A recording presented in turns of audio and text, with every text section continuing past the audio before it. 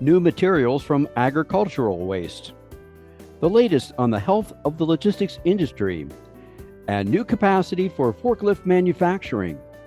Pull up a chair and join us as the editors of DC Velocity discuss these stories as well as news and supply chain trends on this week's Logistics Matters podcast. Hi, I'm Dave Maloney. I'm the Group Editorial Director at DC Velocity. Welcome. Logistics Matters is sponsored by Werner. Unlock the power of a seamless connection. Werner Intermodal combines a massive nationwide rail network and cross-border solutions into Mexico with an expanding private fleet and total digital visibility. Secure your capacity today at choosewerner.com. As usual, our DC Velocity senior editors Ben Ames and Victoria Kickham will be along to provide their insights into the top stories of this week. But to begin today, many companies have struggled with how to produce products that are well made but also friendly to the environment.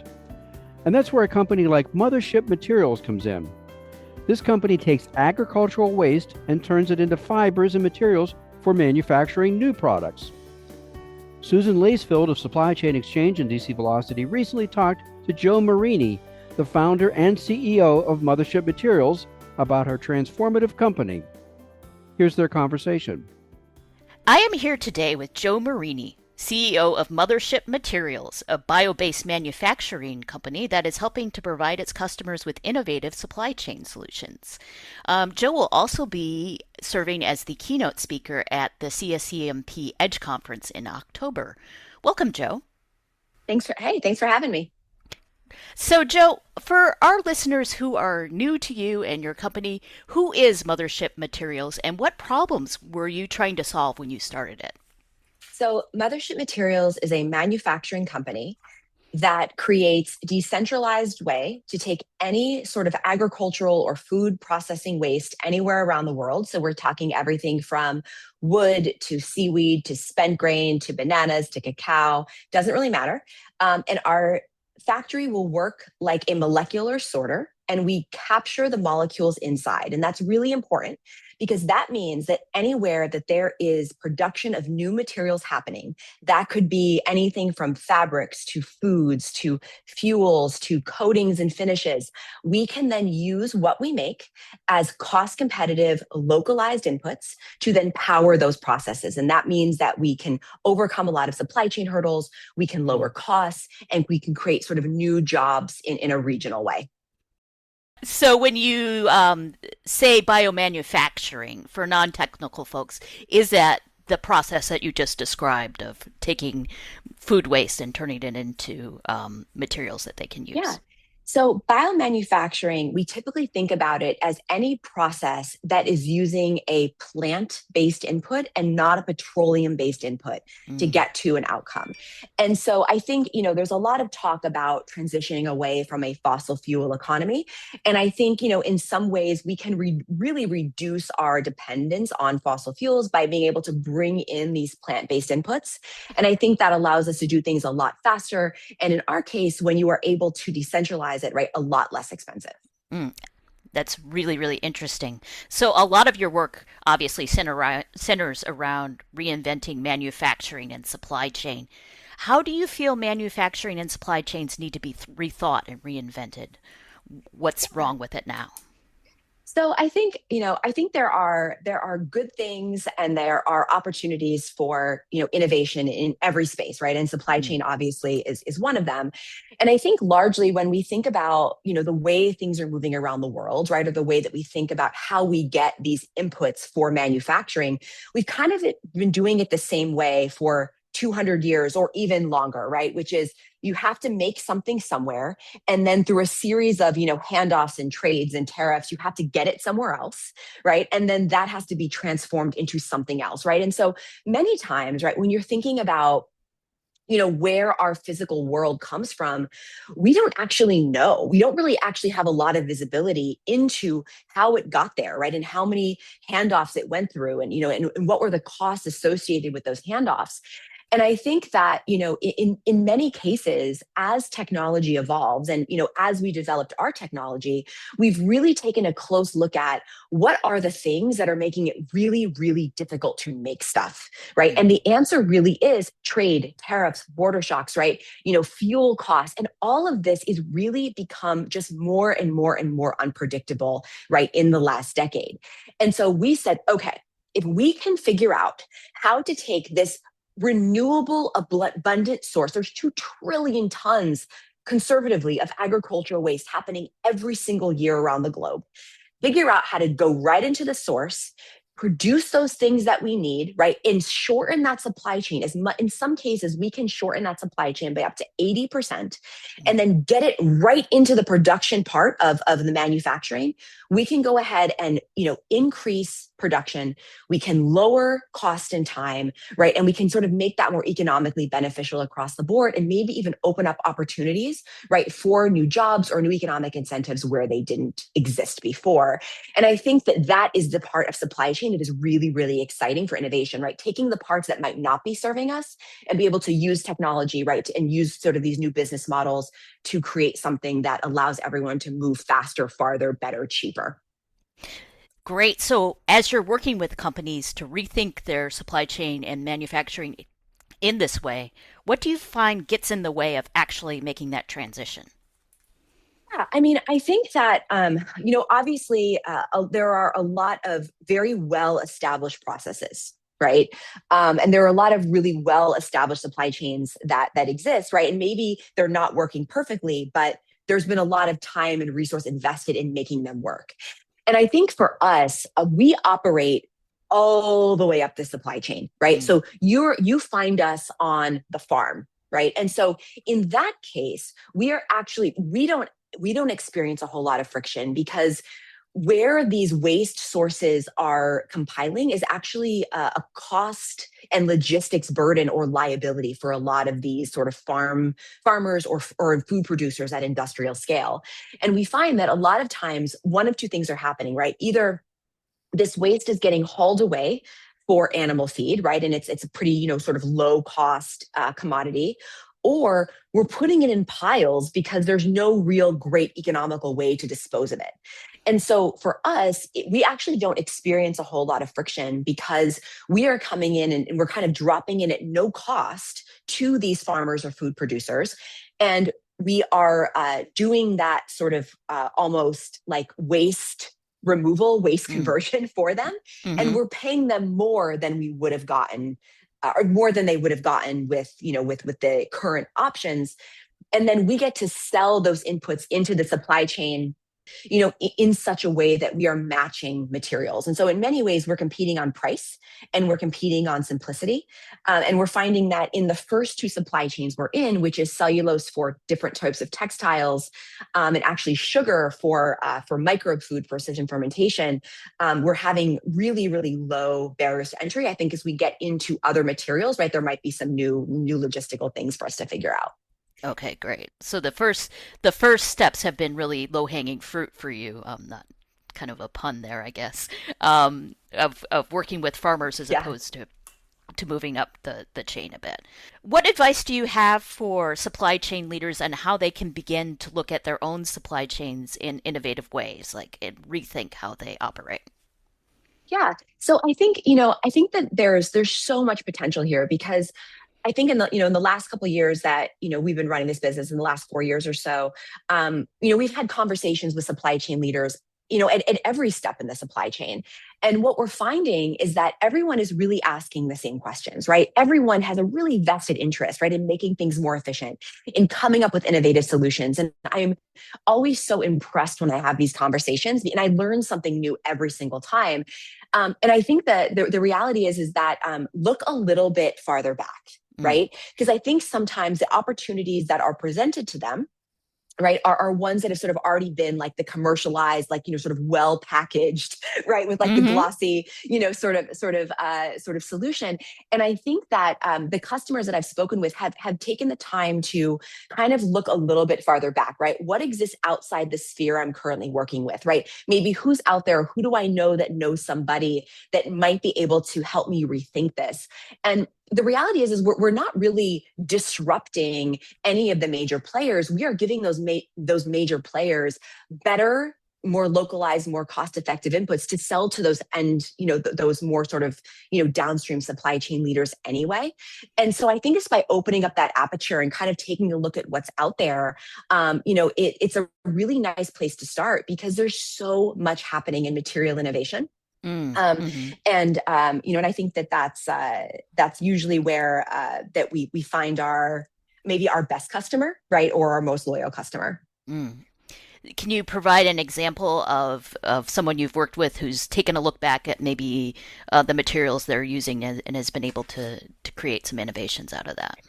Yeah, absolutely. So without sort of name dropping, there's two specifically. There is a really large packaging company that's been looking at replacing sort of the source of the pulp that's going into their packaging. And then there's also a textile company, one of the world's largest producers of lyocell, that we've spoken with, and in both of those cases, we have worked with sort of smaller or maybe lesser known upstream suppliers of those raw materials, and we have been able to sort of begin to sort of integrate into those supply chains. Great. Great. So, Jo, do you have any advice for companies on how they can better work with their partners to create innovations? I think what's been really fascinating and also really fun for us is the collaboration and the partnerships that have happened across all sort of steps of the supply chain. And so I think what we're seeing is we now have partnerships that exist between the farmer and us and the producer of maybe that particular input, right, that is going into a fabric or a food or a fuel, and then actually the end producer of that product, right, the person that's going to commercialize it. And in a way, everyone has come together and got really, really excited about this possibility and what's happening and what our technology is unlocking. And there's, we're looking at in early 2027, right, being able to do sort of first of a kind demos in the world where all of the supply chain stakeholders in the room are in the room together and sort of showing how they have their fingerprint on this new material or this new, sort of product that's going into market. And I think that is such an interesting way to think about approaching it for supply chain leaders, because not only do you have this sort of brand new, maybe, world, first in class product, but you are able to sort of tell a story in a way that no other company currently can, which is like the transparency from end to end, the stakeholders from end to end, and really starting to educate the consumer on this is how this thing got into your hand, and these are all the people that are actually involved. Fantastic. That's really fascinating, Jo. I think that's all the time we have for today. We have been talking with Jo Marini, CEO of Mothership Materials, and Jo will be serving as one of the keynote speakers at the Council of Supply Chain Management Professionals EDGE conference in October. Thank you, Jo and Susan. Now let's take a look at some of the other supply chain news from the week. And Victoria, you reported this week on the latest health of the logistics industry as reflected in the Logistics Managers Index. What's it look like out there? Well, business activity in logistics slowed in July, and that was driven by a variety of factors. And this is according to the latest Logistics Managers Index report, or LMI, as you noted, Dave. And that's a monthly gauge of business activity across warehousing and transportation markets. So the index fell to 68.9. That's down from June's reading of 71.1, which was the fastest rate of expansion in the LMI in about 4 years. The good news is that business activity remains strong despite the slowdown. For some background, an LMI reading above 50 indicates expansion in the industry, and a reading below 50 indicates contraction. So the high levels we're seeing indicate pretty strong growth across the industry, which essentially means there's strong demand for logistics services nationwide. Right, but growth still slowed a little bit, or the pace of growth anyway. So what drove that, and what does it mean for the industry? So the LMI tracks industry growth overall and across 8 areas: inventory levels and costs, warehousing capacity, utilization, and prices, and transportation capacity, utilization, and prices. So digging into those metrics gives us more perspective into what's happening. The cooling we saw in July reflects an inventory pullback among retailers who had stocked up in May and June due to tariff uncertainty and the impending expiration of temporary tariffs at the end of July. So essentially, companies built up inventory earlier in the cycle to prepare for the coming holiday peak season. And because of that, the inventory levels index dropped in July. The slowdown was most pronounced among downstream retailers. Those are the retail companies closest to us, the consumers. Their inventory levels went from really robust expansion at 66 in June down to contraction at 46.3 in July. And that just means they were bringing in lots of inventory for a couple of months, and then many of them just stopped or really slowed down. Tightening capacity in transportation and warehousing was another factor. The warehousing capacity and transportation capacity indices both contracted further in July compared to June, and those metrics have been falling for months, especially in transportation. And those conditions drove up pricing. So the warehousing prices index was 75.5 in July, which was the fastest rate of expansion in that metric since January of 2025. And transportation prices remained high at 86.9, although that was down compared to June's reading of 92.4. So really, the combination of lower inventory levels and tightening capacity contributed to the slower pace of growth that we saw in July. That's interesting. And of course, as you mentioned, peak season's coming soon. The industry will, of course, be keeping an eye on how peak shipping affects capacity and all those other factors. And if we see any change in transportation costs, if we ever get the situation in the Middle East resolved anytime soon, I mean, all of that will still be make for a very interesting fall and peak season, I think. Yeah, there's a lot to watch ahead, that's for sure. Yeah, we'll be monitoring it for now. Thank you, Victoria. You're welcome. And Ben, you were on the road this week to Indiana for a special ribbon cutting event. Yeah, I had the chance this week to tour a factory for making forklifts and learned about some interesting trends in the lift truck sector. The event was the opening of an expansion at the headquarters of Toyota Material Handling North America, which is the umbrella organization for both the Toyota and the Raymond lift truck brands. Together, those two account for some 40% of the forklifts sold in the US each year, so it's a really significant part of the industry. The new factory is in Columbus, Indiana. It was about 300,000 square feet in size. When I was there, it was producing about 8 lift trucks per day. That's just the ramp up because it has only just opened. That's going to increase to about 24 per day by September. So it's a busy place. One interesting point was that the new factory will make just electric powered forklifts, specifically a model that's a stand-up counterbalanced forklift. And Toyota said they're actually increasing the production of that type because demand is on the rise. In 2023, about 2/3 of all the lift trucks sold in North America were electric powered. Today, that number is up to about 70%, and Toyota is predicting that it's going to be about 80% by 2035. Yeah, there is certainly growing demand for that type of lift truck. Did you learn how Toyota manages to build so many vehicles to meet those orders? Boy, it's really impressive, and we got to tour through 2 different factories for that make various models, and I don't know if I could make it on those assembly lines. Those guys really hustle. The brand new factory, as you might expect, had a lot of automation, which helps, but really it was balanced with a large portion of human assembly work, as well as human problem solving. So what I mean is that it's interesting. So for every assembly station for warehouse for parts on the assembly lines, there's a dedicated emergency cord hanging down from the ceiling. And when a worker finds a piece that doesn't quite fit, or it's the wrong number, no, wrong count, whatever the issue, they pull that cord and it stops the station, stops the flow of the production. Toyota said that most factories wouldn't want to stop the assembly line like that, but they would see that as short-sighted because their goal is that as soon as that cord gets pulled, it calls a supervisor over to track down whatever that problem was to its original source and make sure it doesn't happen again the next day. So as soon as that assembly line starts up again, then it runs just a little bit faster, a little bit more efficiently. If you do that every day, pretty soon you end up with a really smooth operation. Another important feature here is that the entire factory runs on just-in-time principles, and this is one of those things also that Toyota is really known for. They keep very little inventory on hand in the building, and likewise, very little finished stock. So they order the parts that they need pretty much immediately before they're needed on that assembly line. And then on the other end, as soon as those lift trucks are completed, they're shipped right off to the customer. They really don't keep them on the shelf or in a showroom, perhaps. Now, they did say that this approach has gotten a little tougher since the COVID pandemic, since supply chains have not quite returned to the reliability that existed before 2020.